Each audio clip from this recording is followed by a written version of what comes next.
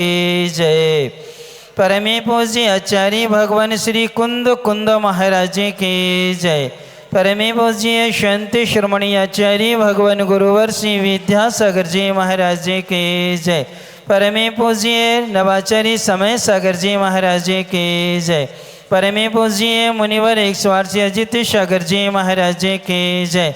पूज्य मुनिषि निराग सागर जी महाराज की जय। डायदी में 3 कम 9 करोड़ महामुनिराजों की जय। का अवसर करेंगे सभी लोग।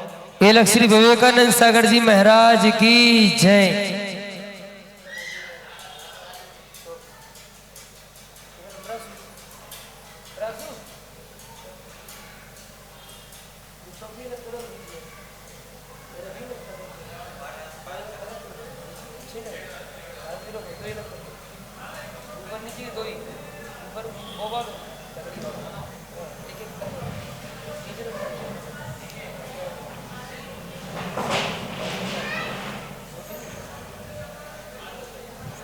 क्या करना हाँ।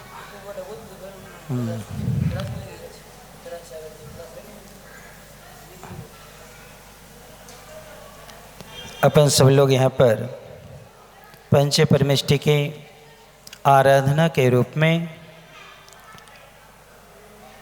जिन कुंद कुंद भगवान ने 5 परमेष्टियों की आराधना की है, जो सरस्वती के पुत्र कहे जाते हैं, जिन्होंने साक्षात विदेही क्षेत्र में भगवान की वाणी का श्रवण किया था, ऐसे कुंद कुंद भगवान ने 5 परमेष्टियों की आराधना की, जिसमें उन्होंने अरहंती जी, सिद्धि जी, आचार्य, उपाध्याय और साधु, इन 5 परमेष्टियों की विशेष रूप से आराधना की हुई है। यहाँ तक कि उन्होंने 10 भक्तियाँ लिखी हैं। सिद्ध भक्ति भी है, श्रुत भक्ति भी है, फिर इसके बाद में चैत्य भक्ति है, पंच महागुरु भक्ति है, योगी भक्ति है, चारित्र भक्ति है, निर्वाण भक्ति है, इन सब नंदीश्वर भक्ति आदि इन सब की उन्होंने क्या की है, रचना की है। अपने परिणामों को निर्मल बनाने के लिए जीवन उत्तम मिला हुआ है। पुण्य की उदय से आपको एक दिन 7 शक्तियों के विषय में बताया था। सबसे प्रबल होती है श्रवण शक्ति। जो बड़ों की सुन सकता है वही अपना उद्धान कर सकता है। अर्थात कुंद कुंद भगवान ने साक्षात सीमंधर स्वामी की वहाँ रहे गणधर जी के मुखारविंद से द्वादशांग को सुना। यहाँ आकर के भी उन्होंने सुना भी है और सुनाया भी है। अर्थात 5 परमेष्टियों की भक्ति करते हुए अपनी लघुता को, कृतज्ञता को क्या कर रहे हैं, प्रकट कर रहे हैं। क्योंकि परिणामों को शुभ बनाने का साधन एक ही है, मात्र गुणानुराग। क्योंकि जब हमारा मन गुणानुराग में लीन हो जाता है, उस समय हमारे पाप कर्म की प्रकृतियों का स्थिति अनुभाग कम होने लगता है। अर्थात वह घटना प्रारंभ हो जाती है और पुण्य प्रकृति क्या होती हमारी, बढ़ने लगती हैं। और यही पुण्य क्रमशः हमारे लिए मोक्ष का क्या बन जाता है, साधन बन जाया करता है। किसी ने पूछा था कि भक्ति क्या है, तो प्रश्नोत्तर शावकाचार्य में एक आचार्य महाराज सकल कीर्ति महाराज ने उदाहरण दिया है। बहुत अच्छा उदाहरण दिया है कि ये पंच परमेष्टि की भक्ति एक कुशल व्यापारी के समान है। जब व्यापारी को कोई वस्तु पसंद आ जाती है और उस समय उसके पास में पैसा पर्याप्त नहीं है लेने का, तो क्या करता है, वो थोड़े से पैसे दे करके वह वस्तु को क्या कर लेता है, आरक्षित कर लेता है। यानी कि ब्याना जिसे बोलते हैं, यानी पहले उसको क्या है, वानगी यानी पेशगी दे देता है। आप इतने पैसे रख लो, हम कुछ समय बाद जब पूरे पैसे हो जाएंगे तो हम इस वस्तु को क्या करेंगे, ले जाएंगे, अब किसी और को मत देना। तो वह व्यक्ति क्या कर लेता, उसके नाम से उस वस्तु को सुरक्षित कर देता है। और जब उसके पास में पूरे पैसे हो जाते हैं तो उस वस्तु को क्या है, वो ले लेता है। ठीक इसी प्रकार से इस काल में जो भक्ति है वह उसी पेशगी, उसी वानगी के समान है। जब हम उत्तम सहनन मिलेगा, चौथा काल मिलेगा, हम मोक्ष को क्या करेंगे, पा लेंगे। लेकिन अभी से हमने आरक्षित कर दिया, किसको, मोक्ष को पाने का हमने अभी से क्या कर दिया, व्याना दे दिया। यानी सम्यक दर्शन, सम्यक ज्ञान, ये दोनों जो है मोक्ष के लिए व्याने के समान है, पेशगी के समान है। जब हमारा छायक सम्यक दर्शन हो जाएगा तो हम क्या करेंगे, मोक्ष को ले लेंगे। इस समय हमारे पास में छवसम सम्यक थे या उपसम है, तो इससे हम अरहंत आदि जो नव देवता है या 24 तीर्थंकर हैं, 5 परमेष्टि हैं, उनके स्वरूप को पाने का हम क्या कर लेते हैं, अभी से पक्का निश्चिंत कर लेते हैं, आरक्षित कर लेते हैं। अर्थात यह वस्तु हमें क्या है, मिलेगी ही मिलेगी। जैसे आप लोग यात्रा पे जाते हैं, रिजर्वेशन पहले से क्या है, करा लेते हैं ताकि हमें यात्रा में बाधा न आए। इसी प्रकार से इस समय की गई भक्ति हमारे लिए मोक्ष मार्ग के रिजर्वेशन जैसी क्या है, कहलाती है। कल अपन ने आचार्य जी और उपाध्याय जी इन दोनों का क्या किया था, अपन ने स्वरूप को क्या था, पढ़ा हुआ था। साथ साथ में साधु परमेष्टि का स्वरूप जो मूल पद माना जाता है, जिसके माध्यम से ही मोक्ष मार्ग की पहचान होती है। सम्यक दर्शन, सम्यक ज्ञान, सम्यक चारित्र, ये तीनों मोक्ष के कारक कारण है। क्या है ये, कारक कारण है। इनके माध्यम से हमें मोक्ष मार्ग में मिलते हैं, लेकिन इनका आचरण करना ज्ञापक कारण है।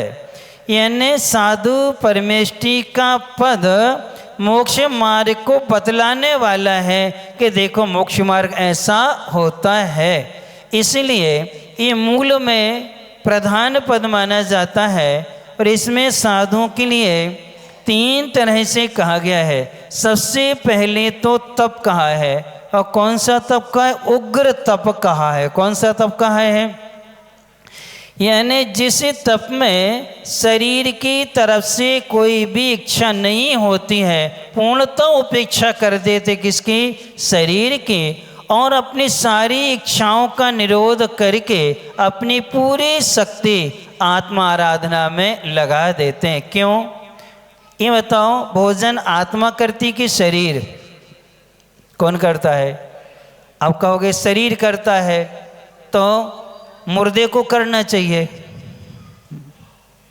और आप कहोगे आत्मा करती है, तो अरहंत तो सिद्ध को करना चाहिए।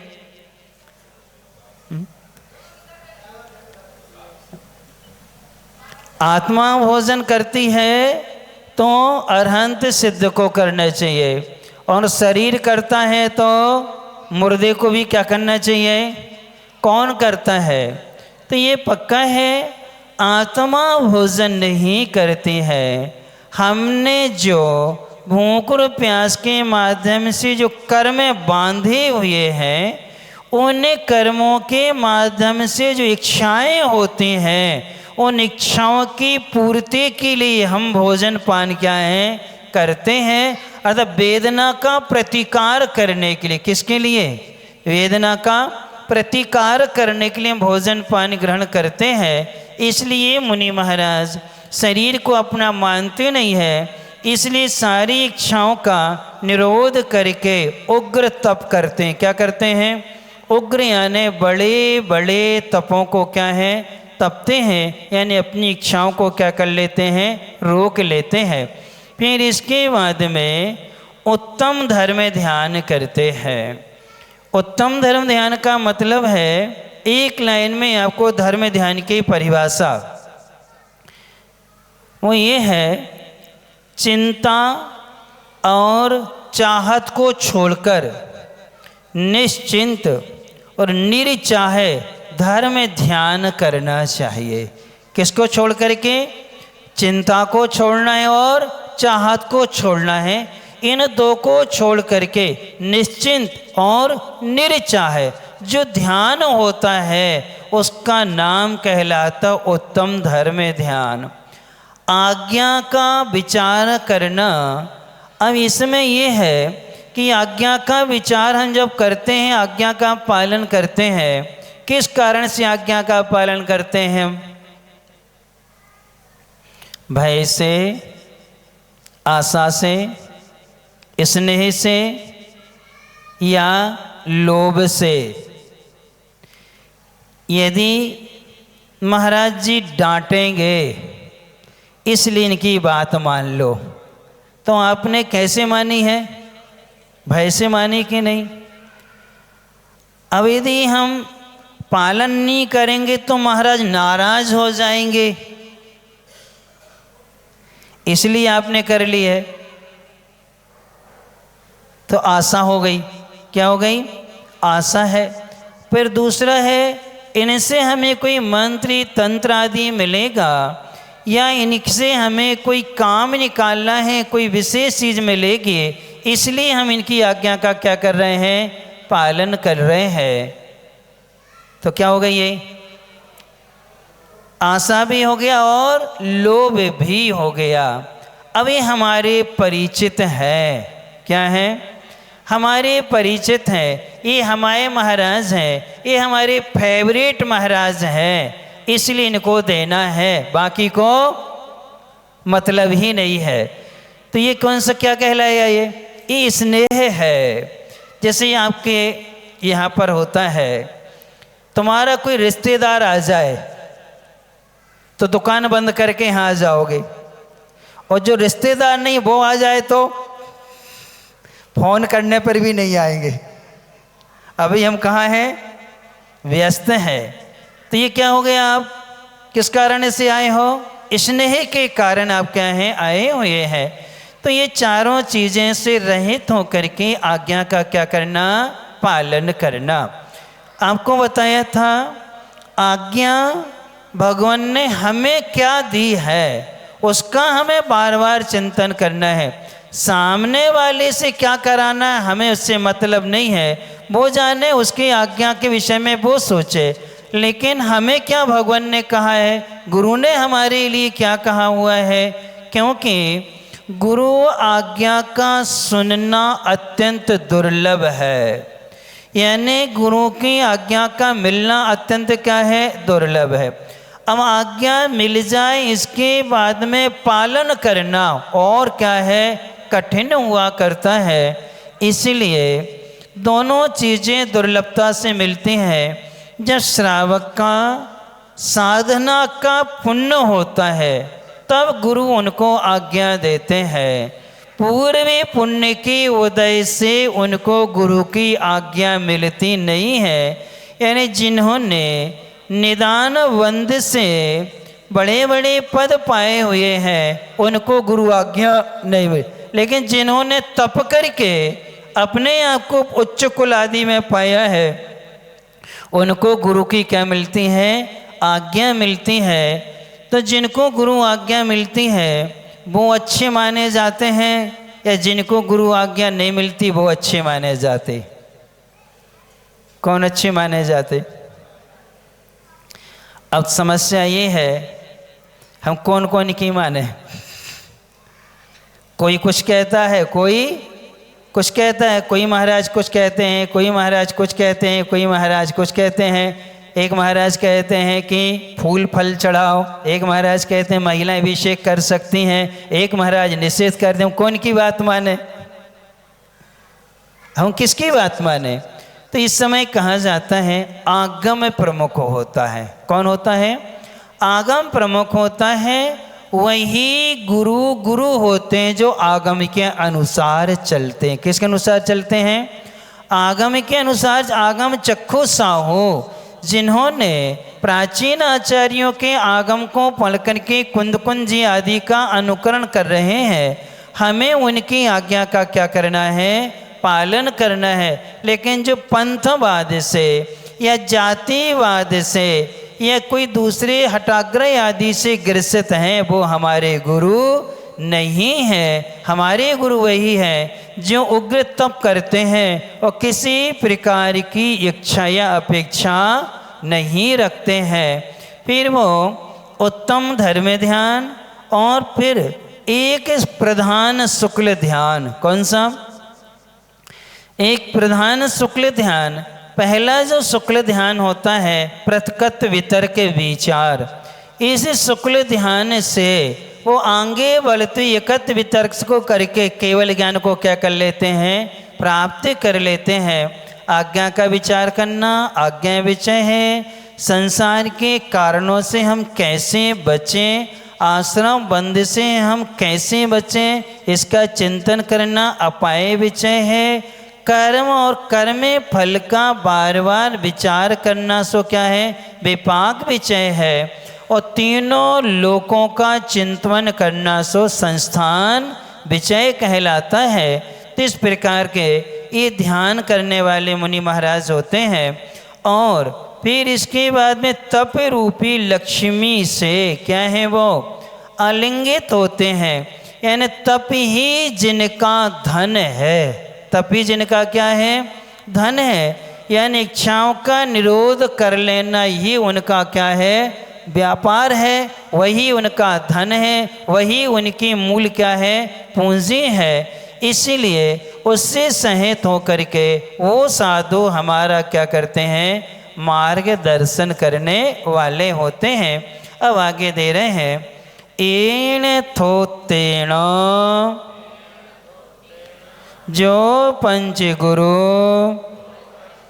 वंदये गुरुये संसार घणवेली सो छिंदये लहई सो सिद्धि सो खाई वरमाणनम कुणई कम्मिंघणम पुंजे पज्जालणम।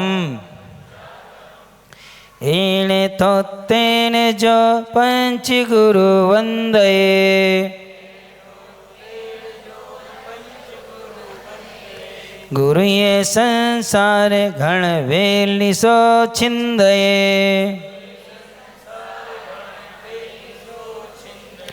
लहै सो सिद्धि सो खायं वरमाणन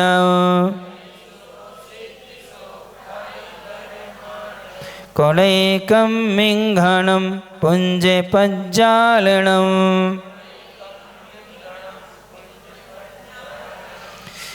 पंच गुरु की वंदना स्थित से गात भववर्धन की बेली को काटे सुजन सुभ्रात। कर्म रूपी धन सकल क्षण में जिनने जलाए शिव सुख मुझको प्राप्त हो परमेठी पद ध्याए। अब इसमें दे रहे हैं एण थोतेण। इस स्तोत्र से, किससे? इस स्तोत्र से जो पंच गुरु, जो पांच गुरु हैं अरहंत जी, सिद्ध जी, आचार्य जी, उपाध्याय जी और साधु जी, उनकी वंदिए वंदना करता है। वंदना करता होता है वधि धातु अभिवादन स्तुत्यो, हाथ जोड़ना, सिर नवाना, उनके गुणों का उच्चारण करना, उसका नाम क्या है? वंदना। अर्थात सैल्यूट लगाना वंदना नहीं है। क्या करना? आप कहते हैं ना खड़े खड़े नमोस्तु महाराज, है ना? खड़े खड़े हो जाती कि नहीं हो जाती? तो ये वंदना का अर्थ नहीं है। हाथ जोड़ना, सिर नवाना, उनके गुणों को क्या है? कहना। यानी बैठ करके गव आसन आदि से, यानी जो आठों अंगों को नवा करके पंचांग आदि नमस्कार किया जाता है, ये सब वंदना मुद्रा कहलाती। क्या कहलाती है? वंदना। इस प्रकार से जो इन पांचों गुरुओं की वंदना करता है सो वह गुरु ये मैंने बहुत उन्नत यानी भारी संसार घन सघन संसार रूपी बेली यानी बेल को लता को छिन दे काट डालता है। उसको क्या कर देता है? काट देता है। और सो वरमालनम वह उत्तम जनों के द्वारा माननम यानी मान्य होता है। सिद्धि सौखायम मोक्ष के सुख को लही यानी प्राप्ति करता है। अपिचे और कम ईंधनम कर्मे रूपी ईंधन को पुंजी पंचालनम ऐसे समूह को प्रज्वलित कुंडई करता अर्थात जला देता है। किसको? कर्म रूपी ईंधन को। किससे जलाता है? जो इस स्तोत्र से पांचों गुरुओं के हाथ जोड़ के सिर नवा करके बैठ कर के वंदना करता है, वह बहुत उन्नत और बहुत सघन है। ऐसे संसार रूपी लता को क्या कर देता है? काट देता है। और वही उत्तम जनों से मान्य होता है।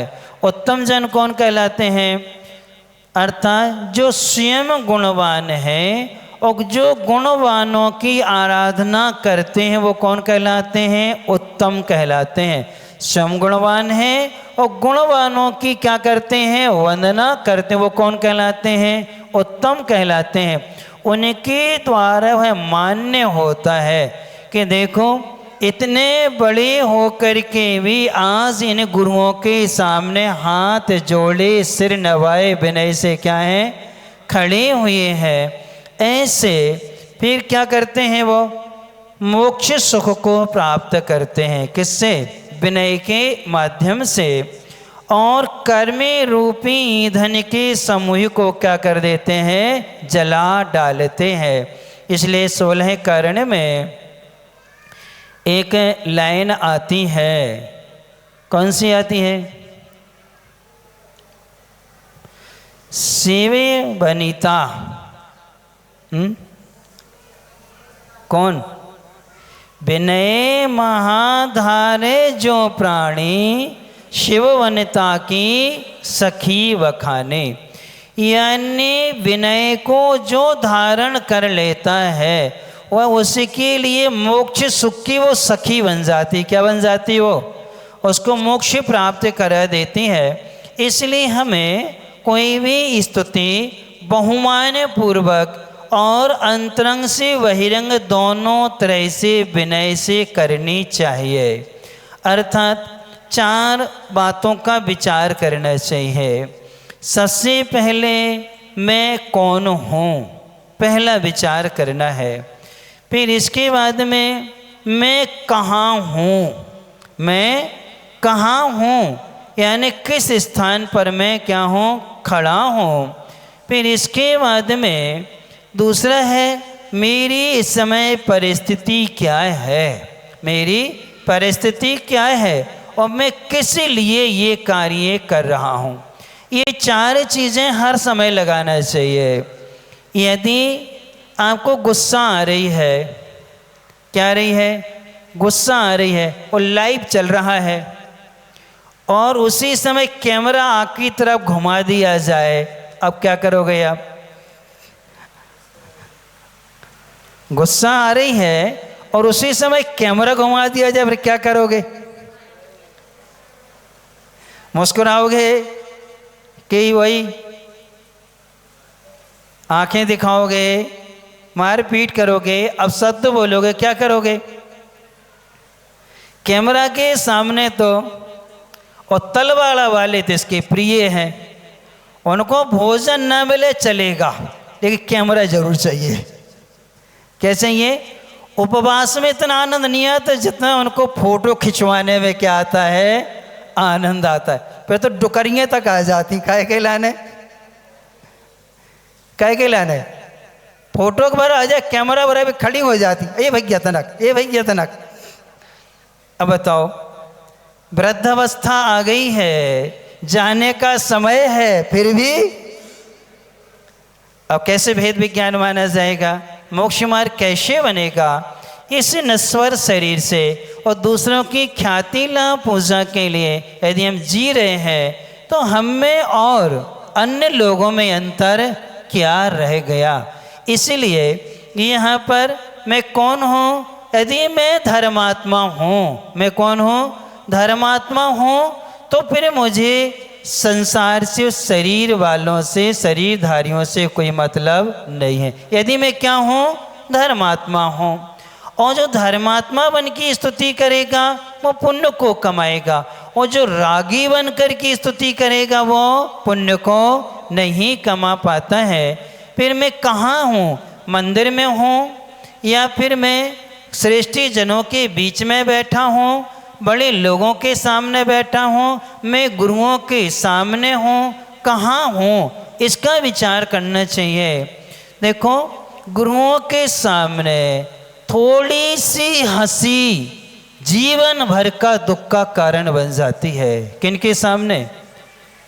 मुनि महाराजों के पास बैठ के जब हंसी मजाक करते हैं, वह हंसी मजाक कितनी दुख की कारण बनती है। आप जो है उत्तर पुराण पढ़ना, उत्तर पुराण में लक्ष्मीमती की कहानी पढ़ना, कि लक्ष्मीमती एक रानी राजकुमारी होने के बाद भी ये मुनि महाराज से हंसी मजाक कर ले, उस मजाक का इतना प्रभाव पड़ा, उसी समय कुष्ठ रोग हुआ, फिर नरक गई, फिर वहाँ से आके सुवर्णी बनी, कुत्ती की पर्याय में गई, नागिन आदि बनी, कई त्रियंच पर्याय में भटकते भटकते पूती गंधा दुर्गंधमय ढीवर की क्या बनी? कन्या बनी। उस समय उस कन्या ने दुर्गंधमय परिवार, शरीर से दुर्गंध, शरीर परिवार वालों ने, गांव वालों निकाल दिया, गांव के बाहर जंगल में रहते थे। और वहाँ एक मुनि महाराज आए, उन्हीं मुनि महाराज से उसने अपने दुख का कारण पूछा, तो मालूम चला कि ये मजाक का परिणाम है, तुमने उस समय हंसी की थी। उसी ने उसी समय पूरी रात उन महाराज की सुरक्षा करी, घास फूस जला करके धुआं किया, तो मच्छरों को क्या किया? उसने भगाया। और ठंडी का समय था तो अग्नि की लपटें उस साइड में गर्मी पहुंचती रही, ताकि महाराज को क्या हो? तकलीफ ना हो। ऐसी वैया वृत्ति रात भर करती रही। तब कहीं सुबह महाराज ने ध्यान से उठे, तो उसको सब बताया, बहुत पश्चाताप हुआ। उन्हीं से उसने अणुव्रत लिए। क्या लिए? 5 अणुव्रत ले लिए। गुणवृत शिक्षा 12 व्रतों का पालन करते कर ले। संलेखना पूर्वक मरण किया, तब कहीं स्त्री वेद का नाश नहीं हुआ। फिर रुक्मणी बनी। क्या बनी? वो कौन थी रुक्मणी? कौन थी? नारायण कृष्ण जी की क्या थी वो? और कौन सी बेटी की माँ थी? रुक्मणी के बेटे का नाम क्या था? उसी भाव से मोक्ष गए हैं वो। प्रद्युम्न कुमार जी, प्रद्युम्न चरित आप पढ़ना तो ज्ञात हो जाएगा कि ऐसे पुण्य किससे कमाया उसने? हंसी मजाक करके कितनी पर्यायों में उसने अपने जीवन को क्या किया? गमाया। और फिर जब आए समझ में, तो उन्हीं महाराज की वैया वृत्ति स्तुति करके क्या किया उसने? अपने जीवन में सुधार ले पाई। इसीलिए अपन को कभी भी उनके सामने हंसी मजाक आदि नहीं करना चाहिए। और हाथ जोड़ करके विनय से हम धर्म के मार्ग पर कैसे लगें? हम घर में रह करके भी, या हम शिक्षा काल में जब हमारी पढ़ाई इस समय भी हम कैसे धर्म ध्यान कर सकें, इतना हमें क्या करना चाहिए? निवेदन। लेकिन जैसे स्वाध्याय होता है उठ के, और आपके यहाँ का तो है, चाहे बालक हो चाहे बालिका, उनको चुटकुला सुनाओ तो वे बैठे रहेंगे। और जैसे ही स्वाध्याय की बात आई उठ करके क्या हो जाते हैं? आपके यहाँ तो बहुत पढ़े लिखे हैं, वे तो भक्त आरती करके भग जाते कि हमें पढ़ना लिखना नहीं है, उसमें अच्छा नहीं लगता है। वहाँ बाहर बैठ करके गप्पे करने में क्या है? अच्छा लगता है। एक से पूछ हमने क्या रस में, कहीं महाराज मोबाइल पे तो चलती है, हम तो बाहर बैठ के मोबाइल पे सुनते हैं। तो ये मोबाइल पे सुनना तुम्हारे लिए थोड़ी है, ये सब जो लोग यहाँ नहीं आ पा रहे हैं उनके लिए ये क्या है, सुविधा है। हमें तुमने बाहर चबूतरा पर बैठ के भी सुना है या दुकान पर बैठ के भी सुना है, तब भी तुम्हें पुण्य का लाभ नहीं होगा। क्यों? जो बहुमान सामने बैठ कर के सुनने में आता है वो बहुमान किसमें नहीं आता? अब मोबाइल के पाँव पर होगा, पाँव पढ़ करके उसको अच्छी ऊंची आसन पर रखोगे क्या? रखते हो क्या? नहीं।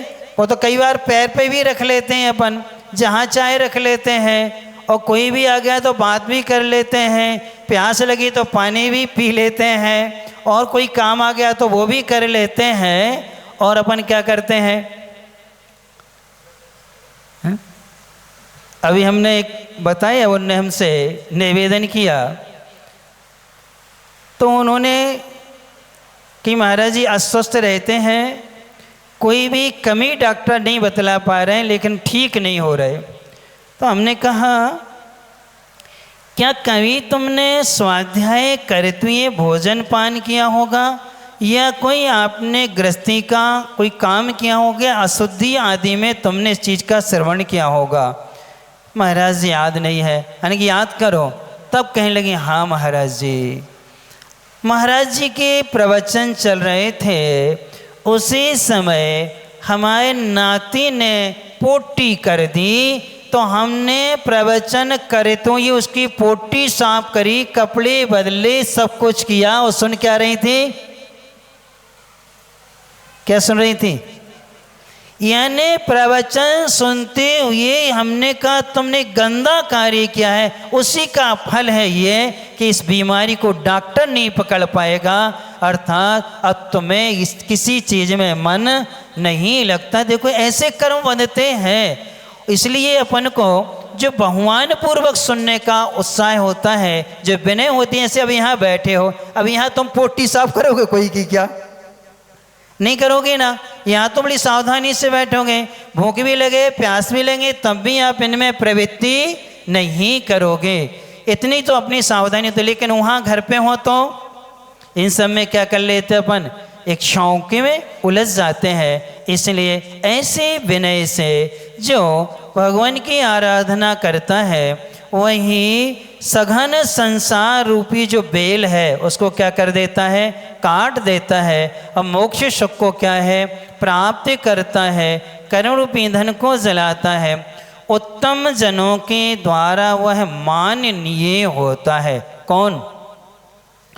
जो पंच परमेष्टि की क्या करता है, भक्ति करता है, उसके लिए राजा महाराजा अन्य श्रावक श्रेष्ठी आदि भी क्या करते हैं, महत्व दिया करते हैं। एक ब्रह्मचारी जी है, या एक क्षुल्लक जी है, एलक जी हैं, और एक राजा है, तो राजा भी किसकी विनय करेगा? ब्रह्मचारी की विनय करेगा, क्षुल्लक जी की विनय करेगा, एलक जी की विनय, मुनि महाराज की विनय करेगा। भले क्या है वो राजा है। क्यों? वो पंच परमेष्टि की आराधना में क्या है, लीन है। इसलिए हमें विचार करना चाहिए, मैं कौन हूँ, मैं कहाँ हूँ, और ये कार्य मैं किस कारण से कर रहा हूँ, और ये करेंगे इसका फल मुझे क्या मिलेगा, इसका फल मुझे क्या मिलेगा। यदि हम इन पर विचार कर लेते हैं, उद्देश्य क्या है, स्वरूप क्या है, और परिणाम क्या है, हर कार्य के 3 चीज़ों पर विचार करना आज शुरू कर देंगे तो नियम से आप भी उत्तम जनों से क्या हो जाएंगे, मान्य हो जाएंगे। इस प्रकार से अगला दे रहे हैं, अरोहा सिद्धाइरिया वज्जाया साहो पंच परे मेठी ये आणण मोयारा भवे भवे मम स्वहम दिंतो अरहंत सिद्धाचार्य अरूपाध्याय नमो साधो पंच गुरु सुख दे हमें, बनो निज आत्म स्वादो। इस दोहा में उपसंहार करते दे रहे हैं अरुहा यानी अरहंत। अरहंत जी के 3 नाम मिलते हैं, अरुहंत, अरिहंत और अरहंत। कितने नाम मिलते हैं? 3। अरिहंत जिन्होंने कर्मरूपी शत्रुओं का नाश कर दिया, वो कौन है? अरिहंत है। और अरु यानी जिन्होंने जन्म जरा मरण का नाश कर दिया है, वो कौन है? अरुहंत है। और जिन्होंने योग्य पद को, पूज्य पद को प्राप्त कर लिया है, वो कौन है? अरहंत कहलाते हैं। ऐसे यहाँ अरुहा यानी अरिहंत जी, सिद्ध जी, आयरिया आचार्य जी, वज्झया उपाध्याय जी, साहू यानी साधु जी, पंचे परमेष्ठी, ये 5 परमेष्ठी हैं। ये यान इनके नमो यारा, इनको नमस्कार करने से मम यानी मुझे भवे भवे भव भव में सुखम दिंतु सुख को देवे। यानी ये 5 परमेष्ठी हैं, इनके लिए जो हम विनय कर रहे हैं, नमस्कार कर रहे हैं, उससे मुझे भाव भाव में क्या मिले? सुख मिले। गर जन्म दोबारा हो तो यही जिन बर यही जिनालय मिले। यानी हमारी भावना होती है कि धर्म से रहित तो हो करके मैं चक्रवर्ती भी नहीं बनना चाहता, लेकिन जिन धर्म में मेरा जन्म हो जाए, भले मैं गरीब हो जाऊं, दरिद्री हो जाऊं, दासी दास हो जाऊं, चलेगा। लेकिन क्या चाहिए हमारे लिए? जिन धर्म चाहिए, जिन धर्म से रहित मुझे चक्रवर्ती पद भी नहीं चाहिए। ऐसी विनय से जो भक्ति करते हैं उनको ये 5 चीज़ें मिलती हैं। आगे दे रहे हैं इच्छा में भंते, हे भगवान मैं चाहता हूँ। क्या चाहते हैं? पंच महागुरुवती काओ सगो कहो, मैंने 5 महागुरु की भक्ति का काओ सर्ग कहो यानी किया है। तस्य उसमें लगे हुए दोषों की आलोच्यम इच्छा में, उसमें लगी हुई दोषों की मैं आलोचना करता हूँ। मैंने जो पंच महागुरु भक्ति का काओसर किया था, उसमें जो दोष लगे हैं उनमें दोषों की आलोचना इच्छा में करना चाहता हूँ। अट्टे महापाडिहीर संयुत्तानम, 8 महाप्रातिहारियों से जो क्या है? संयुत्तानम यानी संयुक्त हैं, सहित हैं, वो कौन है? अरहंतानम। 8 गुण संपन्ननम, जो 8 गुणों से क्या है? संपन्न है। उड्डलोये मध्यम में, जो ऊर्ध लोक के मस्तिष्क पर यानी ऊर्ध लोक के अग्रभाग में जो पैठ्यानम यानी क्या है? प्रतिष्ठित हैं, स्थित हैं, ऐसे सिद्धानम सिद्धों को। 8 पवन माऊ संयुत्तानम, 8 यानी 8, पवल यानी प्रवचन, माऊ यानी माता, 8 प्रवचन माताओं से जो संयुत्तानम क्या है? सहित हैं, वो कौन है? आयरियानम, वो आचार्य जी हैं। आयारादि सुदनान उपदेशानम, आचार अंग आदि श्रुति ज्ञान का जो उपदेश देते हैं, वो कौन है? उपध्यायनम, उपाध्याय परमेष्ठी हैं। 3 रयण गुण पालन रयानम, 3 रत्न है, उन्हीं को गुण कहा गया है। उनका पालन करने में जो लीन है, वो कौन है? सब साहोणम, वो सर्वे साधु हैं। उनके नित्य कालम, हमेशा, नित्य कालम यानी हमेशा, हर काल में, हर समय, अंचे में अर्चना करता हूँ। अर्थात गुणगान करना सो अर्चना है। अष्टद्रव्य का अवलंबन लेकर के करना, पूजे में यानी मैं पूजा करता हूँ। वंदा में हाथ जोड़ करके बैठ करके आपको क्या करते हैं? हम विनय करते हैं, सो ये वंदना है। नमन स्वामी अर्थात अष्टांग या क्या करते हैं? पंचांग नमस्कार करना, सो क्या है? नमन स्वामी। इससे क्या हो? दुखों का क्षय हो, कर्मों का क्षय हो, बोहिला हो, रत्नात्रय का लाभ हो बे, सुगई गमनम, उत्तम गति में गमन हो, समाहि मरणम, समाधि पूर्वक मरण हो, जिन गुण संपत्ति हो मध्यम, जिनेन्द्र भगवान की गुण रूपी संपत्ति मुझ में होवे। किस में होवे? मुझ में भगवान की गुण रूपी क्या हो? संपत्ति होवे। ये कब होगी? तो देखो, जिनेन्द्र भगवान की जो जिन गुण संपत्ति जिसे कहते हैं, इसके व्रत होते हैं, हम लोग कर चुके हैं, अभी चल रहे हैं हमारे। तो जो 64 रिद्धि के जिन गुण संपत्ति के, इनके 64 उपवास होते हैं। क्या होते हैं? 64 उपवास होते हैं। और जिस समय जो रिद्धि होती है उसी की जाप आदि क्या है? की जाती है। तो ये जिनेन्द्र भगवान की गुण संपत्ति, अनंत ज्ञान, अनंत दर्शन, अनंत सुख, अनंत वीर्य आदि जो ये भगवान की क्या है? संपत्ति है। वो मुझ में वो कब होगी? जब हमारा समाधि पूर्वक क्या होगा? मरण होगा। समाधि पूर्वक मरण कब होगा? जब उत्तम गति में गमन होगा। उत्तम गति में कब गमन होगा? जब रत्नात्रय मिलेगा। रत्नात्रय कब मिलेगा? जब कर्मों का क्षय होगा। कर्मों का क्षय कब होगा? जब दुखों का क्षय होगा। दुख का क्षय कब होगा? जब हम नमस्कार करेंगे, वंदना करेंगे, उनकी अर्चना करेंगे और पूजा करेंगे। कब करेंगे? हर समय। क्या करेंगे? अपनी भक्ति तो कैसी है? आपकी लोगों की भक्ति तो डॉक्टर मरीज जैसी है। कैसी है? जब बीमार भय सो डॉक्टर के यहाँ, अच्छा ठीक हो जाते तब जाते डॉक्टर के पास। क्या धन्यवाद देवे थे कि डॉक्टर साहब आपकी दवाई से क्या हो गए। इसी प्रकार से जब हमें संकट आता तब आ गए। तो इसीलिए यह नित्य शब्द रखा है, नित्य कालम।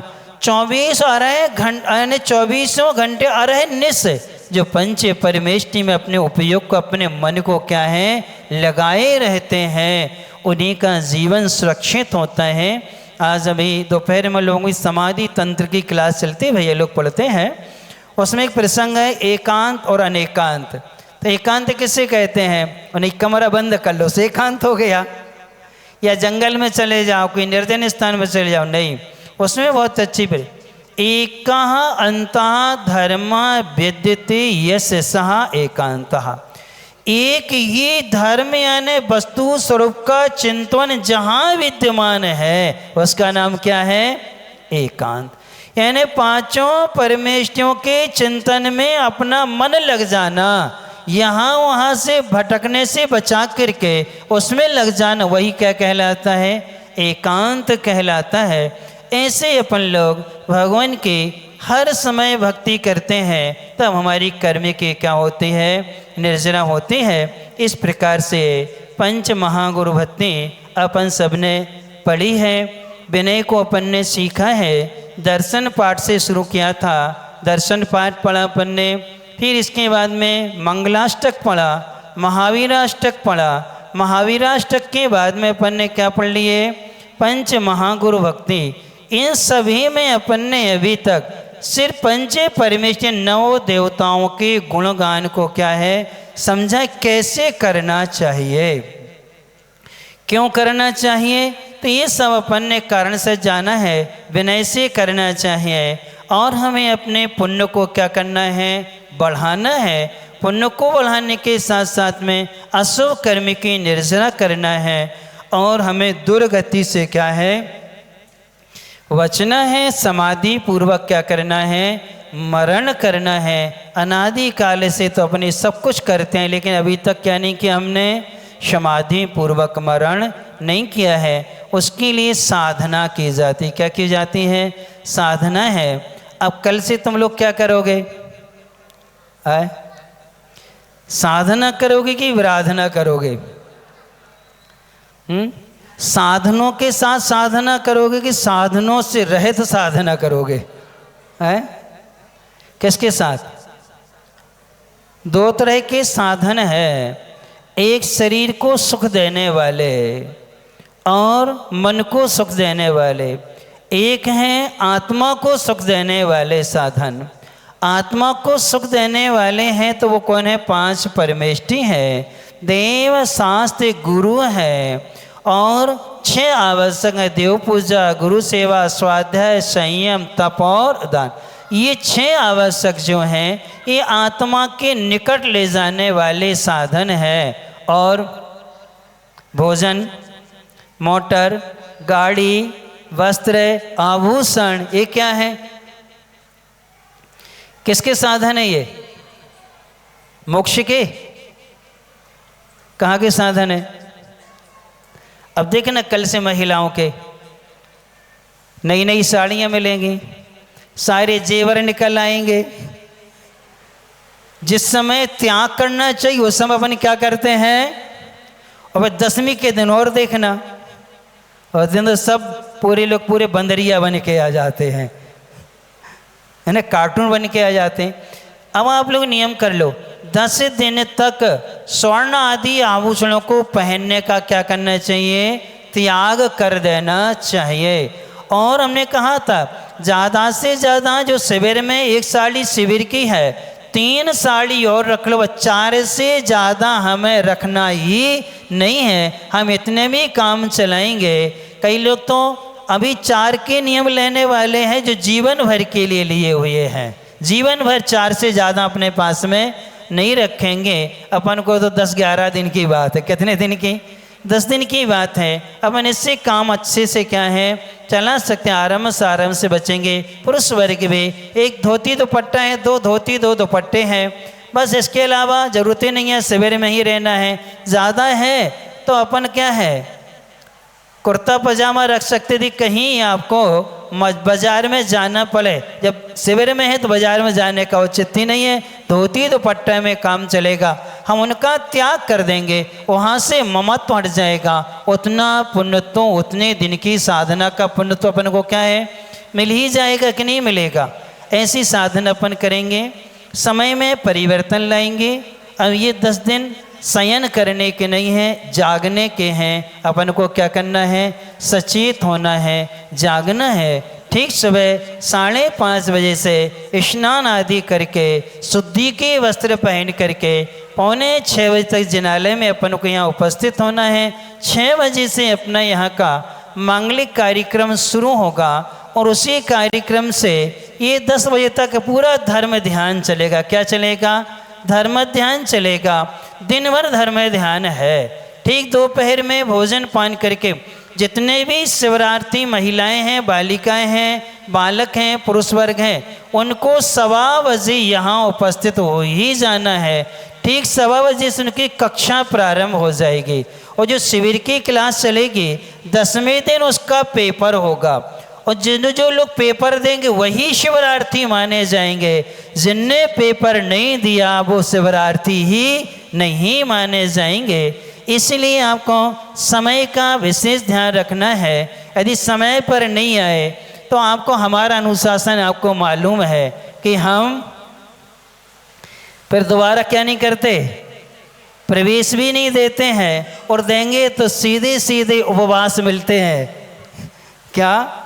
सबका त्याग, यहीं रहो अब दिन भर, अब आपको कहीं जाना ही नहीं है। इसलिए अपन समय पर आकर के उसका लाभ लेंगे। अपन चलते हैं, थोड़ी सी कहानी को आगे बढ़ा देते हैं। अपन सब एक धर्म ध्यान की ओर चल रहे थे कि मुसीबतों में भक्तों की भक्ति कम नहीं होती है। सोने के लाख टुकड़े करो कीमत कम नहीं होती है। यानी सोने हैं, स्वर्ण और स्वर्ण के तुम 1 लाख टुकड़े कर दो या 1 करोड़ टुकड़े भी कर दो, लेकिन उसकी कीमत कभी कम नहीं होती है। ऐसे जितनी मुसीबतें आती हैं, जिनका समर्पण होता है, उनकी भक्ति बढ़ती ही जाती है। सुंदरी के साथ यही हो रहा था कि उसने पंच परमेष्टि को और शील को अपने जीवन का सबसे बड़ा धर्म माना है और नमोकार मंत्र के संस्कारों से वो ओतप्रोत है। और वहाँ से जब उसने बेच दिया, उस वेश्या के यहाँ से, उस पारिचारिका और वैद्य के कुशलता से, वो उसके गुणों से प्रभावित होकर के वो वहाँ से भाग गई थी। भागते भागते एक जंगल में पहुँच जाती है और जंगल में पहुँचती है, देखती है वहाँ एक सरोवर है, यानी तालाब है। उस तालाब पर वह पहुँच जाती है, बैठ जाती है और बैठ कर के सोचती है अब जीने से कोई फायदा नहीं है, अर्थात अब मेरा सील और संयम सुरक्षित रहने वाला नहीं है। और वो कहती है उस समय हमारे गुरु माँ ने कहा था, अति रूपेण वही सीता अति गर्वेण रावणः अति दानेन बलिबद्धा अति सर्वत्र वर्जयेत। यानी अत्यंत सुंदर होने से सीता का हरण हुआ, अर्थात अत्यंत दान देने से बलि क्या है बांधा गया, अत्यंत अहंकार करने से रावण की दुर्गति हुई। अति सर्वत्र वर्जित, अति कभी करना नहीं चाहिए। कैसा ये शरीर मिला है, जो भी देखता है उसके उसी रूप में भाव होते हैं और ये सोच करके प्रतिक्रमण करती है। मैं सभी जीवों से क्षमा चाहती हूँ, सभी जीव मुझे क्षमा करें। हे भगवान, हे गुरु माँ, हे गुरु महाराज, हम आपका स्मरण करते हैं। आपसे मैंने प्रतिज्ञा ली थी मैं कभी आत्महत्या नहीं करूँगी, लेकिन मैं मजबूर हूँ क्योंकि अब मैं अपने सील को सुरक्षित नहीं रख पा रही इस पर्याय में, इसलिए मैं इस पर्याय से मुक्त होना चाहती हूँ। सभी लोग मुझे क्षमा करें। जितने वृक्ष हैं, ये जलचर आदि हैं, जो भी मुझे यहाँ देख रहे हैं, इन सबको मैं क्षमा करती हूँ, सब मुझे क्षमा करें। अमर के हाथ जोड़ते हैं, अमर तुम मुझे क्षमा कर देना, तुम्हारी हम बात का पालन नहीं कर पा रहे हैं। अपने सास ससुर को स्मरण करती हैं, अपने माता पिता को स्मरण करती हैं, स्मरण करके काओसर करती है और काओसर करके तालाब में कूद जाती है।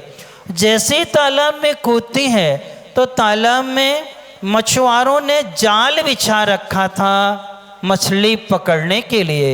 जैसे ही सुंदरी कूदती है उसमें एक मगर आ जाता है और मगर उसके पैर को क्या करता है, पकड़ लेता है और जैसे वो खींचता है अपनी तरफ, वह जाल में उलझ जाती है। कौन? सुंदरी भी उलझ जाती है और मगर भी क्या है, जाल में उलझ जाता है। दोनों फंस जाते हैं। जब फंसते हैं तो ढीमर देख लेते हैं कि जाल पूरा हिल रहा है, कोई बड़ी मछली फंस गई है। वो खींचते हैं और खींच करके जब निकालते हैं तो दोनों उसमें मगर भी मिलता है और ये कन्या भी मिलती है। अब जैसे ही इन्होंने उसका उपचार किया, मगर से छुड़ाया, उसका उपचार किया, उपचार करके वो ढीवर का जो सरदार था वो झट से गया, जंगल से कुछ वनस्पति यानी पत्ते तोड़ के लाया, उन पत्तों का रस उसके घाव पर लगाया और 2-4 बूंद उसकी नाक में भी डाल दिए, जिसके कारण से उसको चेतना आ गई, पैर के घाव ठीक हो गए और वो हाथ जोड़ करके क्या है इधर से बैठी। आँख खोल के देखी, कालू कलूटे भयंकर शरीर वाले जिनसे पसीना की दुर्गंध आ रही है, उनको अपने पास में पाया तो वो कहता है एक उसमें से, हे देवी आप आकस्मिक इस तालाब में सरोवर में कैसे? तो वो उससे कहती हैं भैया कर्मे का उदय है, कई बार मैं मरना चाहती हूँ लेकिन मौत भी आती नहीं है, क्यों जो कर्मे बांधा है इसी पर्याय का बांधा वो तो भोगना पक्का है। उस समय बहुत घबरा जाती है। वो कहता है आप घबराओ नहीं, आप मुझे बड़े घर की लगती हैं, सब कुछ। वो थोड़ा समझदार सा था और उसने कहा चलो ये बहुत अच्छी कन्या है, इसको अपन अपने मुखिया को, अपने राजा को क्या करेंगे, भेंट करेंगे। तो राजा अपने लिए स्वर्ण मुद्राएं देगा। क्या देगा? स्वर्ण मुद्राएं देगा। वो ले गए और जाकर के कहा कि महाराज आज तो हम लोगों के लिए तालाब में जल परी मिली। कौन मिली है? जल परी मिली। जल की रानी मछली नहीं मिली, क्या मिली है? जल परी मिली है। और उसको वो क्या कर देता है, भेंट करता है और उसको पाकर के बहुत खुश हो जाता है। और जैसे ही खुश होता है सभी ढीमरों को 2-2 स्वर्ण मुद्राएं दे देता है। आज पहली बार इतनी अच्छी वस्तु आप लोग लेके आए हैं। और वो सब चले जाते हैं। सुंदरी वहीं पर रहती है। उसकी जो पत्नी थी मदन बेगा, जिसका नाम था किसकी, उस राजा की जो ढीवरों का राजा था, वो पत्नी ने देखा कि हमारे पति ने इसको स्वीकार किया है, मतलब मेरा पटरानी का पद छिन जाएगा ये शरीर से सुंदर है और मैं इतनी सुंदर हूँ नहीं, मेरी तो क्या हो जाएगी, दुर्दशा होगी। इसलिए उसने उसको अपने साथ में ली जाती है। कौन? उसकी पत्नी। शेष कहानी डैश डैश डैश। अब आगे आपको बाद में मालूम चलेगा, पर्युषण के बाद ही आपको क्या मिलेगा, सुनने का अवसर मिलेगा। अब सब लोग पूरा ध्यान में रखना कि कहाँ कौन सी घटनाएं हैं, क्योंकि हम बाद में सब पूछेंगे आपसे, और आपको मालूम कौन कौन सी गलती करने से कौन कौन सा कर्म बनता है और किस रूप में वह फलित हुआ करता है, ये सब अपना आगे जानेंगे। आज का नियम का पालन कौन कौन ने किया? कोई ने नहीं किया है ना, गिनती के 5 हाथ उठे बस। यानी सब लोग किसका भोजन खाया आपने? मर्यादा के बाहर का। अभक्ष्य भोजन करने से क्या होता है बताओ? अभक्ष्य भोजन करने से संसार के 7 प्रकार के लौकिक सुख नष्ट होते हैं। क्या करने से? अभक्ष्य भोजन करने से संसार के 7 लौकिक सुख नष्ट होते हैं। आज्ञाकारी पुत्र नहीं मिलेगा, आज्ञाकारी पत्नी नहीं मिलेगी, आज्ञाकारी तुम्हें कन्या नहीं मिलेगी, निरोग शरीर नहीं मिलेगा, घर में संपत्ति होगी लेकिन ठहरेगी नहीं, जितना कमाओगे वो सब क्या होता जाएगा, चला जाएगा, ठहरता नहीं है। ये सारे के सारे लौकिक सुख जो हैं वो कब मिलते हैं? जो शुद्ध भोजन करते हैं, मर्यादा का भोजन करते हैं। और जो अभक्ष्य भोजन का सेवन करते हैं उनके 7 सुख क्या हैं? प्रभावित होते हैं। ये लौकिक सुख उनको मिलते नहीं है। जिनने पालन किया उनके लिए आशीर्वाद, जिनने नहीं किया उन सबके लिए। अब कल के लिए नियम तो इसलिए नहीं दे रहे हैं, पर्वराज है, पर्युषण पर्व है, महाराज जी स्वयं आपको देंगे नियम। फिर भी पहला दिन है, कल का नियम इतना है कि कल आप लोगों को साबुन और सोडा आदि जो होते हैं इनका प्रयोग नहीं करना, क्योंकि जब ये चीज़ें नाली में जाती हैं तो त्रस्त जीवों की क्या होती है, हिंसा होती है। हम मिट्टी से, राख आदि से या बेसन आदि से अपने हाथ आदि की शुद्धि कर सकते हैं, लेकिन किससे नहीं करना? साबुन से, पेपर सोप आदि से, या सोडा आदि पाउडर आदि जो आते हैं, वॉशिंग पाउडर आदि, इनका उपयोग नहीं करना चाहिए। तो इनसे अपन बचने की क्या करेंगे, कोशिश करेंगे। ओम। अभी आप सब लोग बैठेंगे, आपके यहाँ भैया जी आए हैं। ये भैया जी नाम विकास भैया है, ये हमसे 2004 से जुड़े हुए हैं। इनके पिताजी, माँ बहुत पहले चली गई थी। पिताजी शिक्षक थे, बाद में उन्होंने आचार्य महाराज जी से क्षुल्लक दीक्षा ली। शुक्ल सागर जी उनका नाम था, तिलवारा में थे। उनकी 2 साल पहले संलेखना पूर्वक क्या हुआ, अच्छा मरण हुआ। इनकी एक बहन है, वो प्रतिभा स्थली में, जबलपुर की प्रतिभा स्थली शिक्षिका हैं, कहते विधि दीदी हैं। इन 2 भाई हैं, दोनों भाई व्रती हैं। इन्हें पूरा परिवार कैसा है, संयम के मार्ग पर है। आपको उनका लाभ मिलेगा। 10 दिन तो मिलने ही हैं। आज प्रारंभिक भूमिका है, अभी आपके पास में बैठेंगे। आप सब लोग अच्छे से श्रवण करें, प्रवचन को सुने, और 10 दिन अपन पूरा क्या करेंगे, लाभ लेंगे। और जो व्यवस्था करने वाले हैं पूजन के लिए, यहाँ दीवार साइड में कुर्सी लगा देंगे, बीच में पूरी टेबल लगेगी, इस साइड खड़े होकर के पूजन करने वालों के लिए। यहाँ